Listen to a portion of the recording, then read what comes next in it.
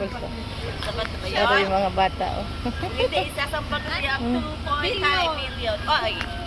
Hi, Manita. Ang cute naman ni Manita. Hi. Kung mag-order ka kay ate, isama mo ako. Tripod.